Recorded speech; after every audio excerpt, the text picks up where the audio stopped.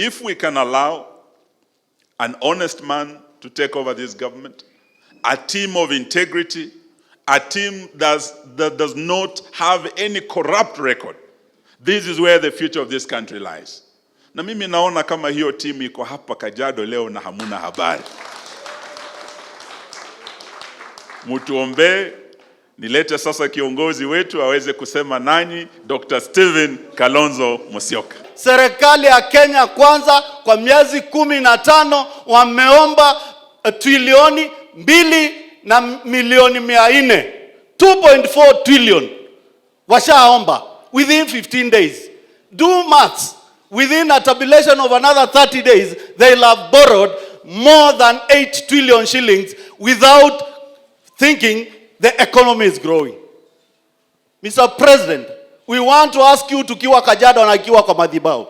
Kama umekosa maono na uongozi, umekosa mawazo ya kuongoza wa Kenya, the most honorable thing, na wewe unasemanga ni mcha Mungu, you better resign, leave Kenyans for us, we look for somebody who can revive this country.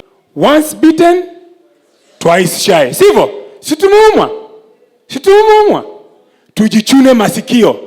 Wanasema watangojea 2026 waanze kutupaka mafuta. Mtakubali kupaka mafuta?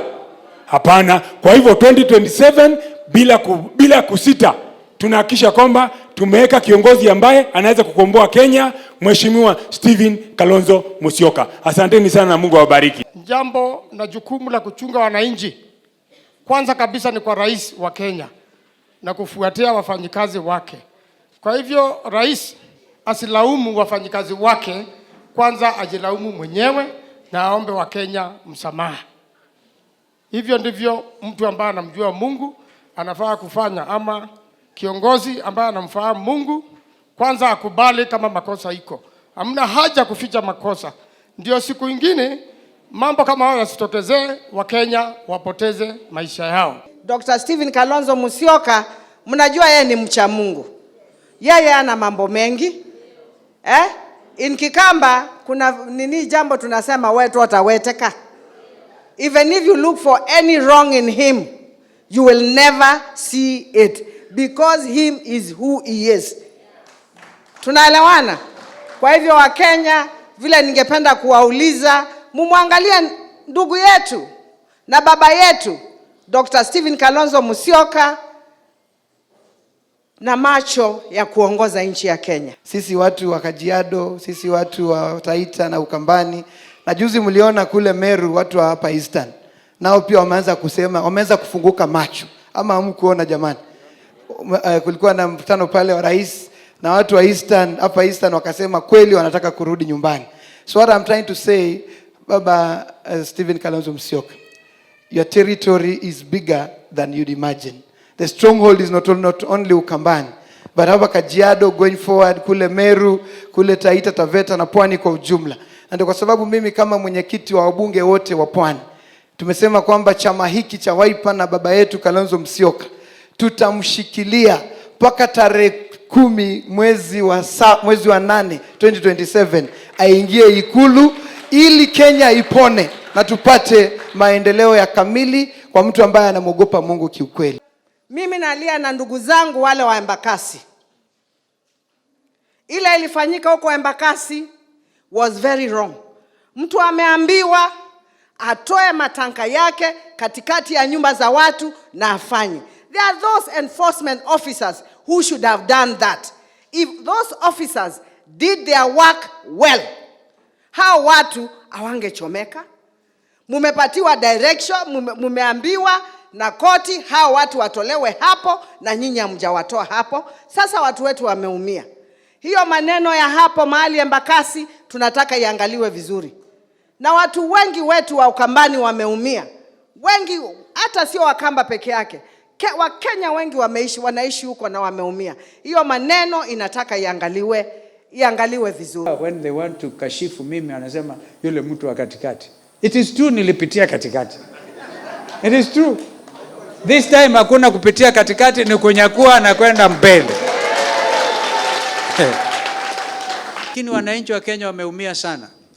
Over taxation, In fact, when you want to say mnataka wawekezaji walete mali yao, rasilimali zao Kenya hii, and corporation tax is nearly 40%. I think it's trying to come back to 35%. And the world is in competition. So, during the NADCO talks, our brother Eugene will tell you, over 6,000 companies in Kenya, investors in this economy, wamehamia Tanzania. What does that tell you? Nafasi nyingi za kazi zimepotea. As if that is not enough, you come up with very unpopular policies, one of which is completely unacceptable. Aggression against the judiciary is not acceptable. It is unconstitutional. It will be resisted.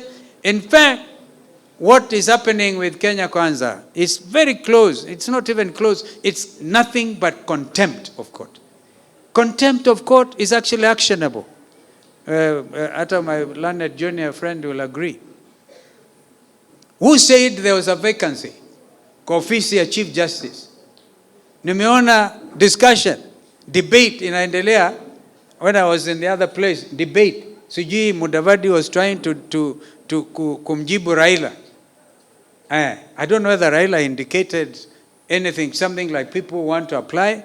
And we all know some of the names that have brought pain and suffering and anguish to the Kenyan nation. But who said the office of the Chief Justice is vacant?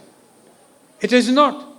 There is a process, a constitutionally established process on how to do away with the Chief Justice, who is also the President of the Supreme Court.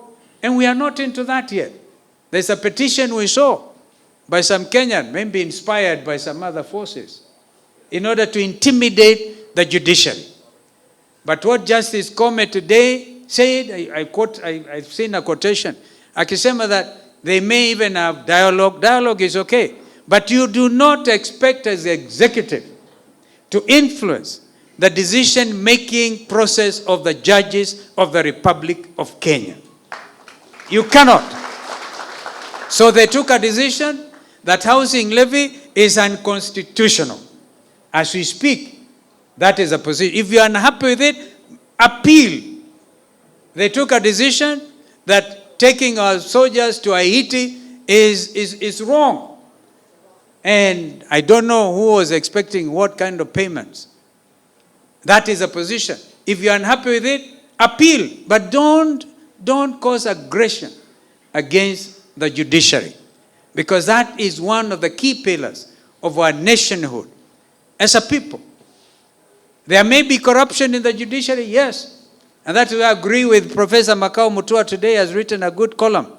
There's nothing wrong with setting up a commission of inquiry to weed out those who are corrupt judicial officers. Nobody will stand for corruption. But to come out and now, because you have lost one or two cases, you want now to lay it on the line for the entire judiciary, we want to tell you, no. Wakenya wamechoka. Punda amechoka. I'm talking this way because I was told kwamba sasa kanisa tulikuwa tumekamilisha. And don't worry, my friend. Don't worry. People are watching. But above all, God in heaven is watching. And nobody should use the name of God in vain, whoever you are. You can't. Others said you can fool some of the people some of the times. But you can't fool all the Kenyan people all the time.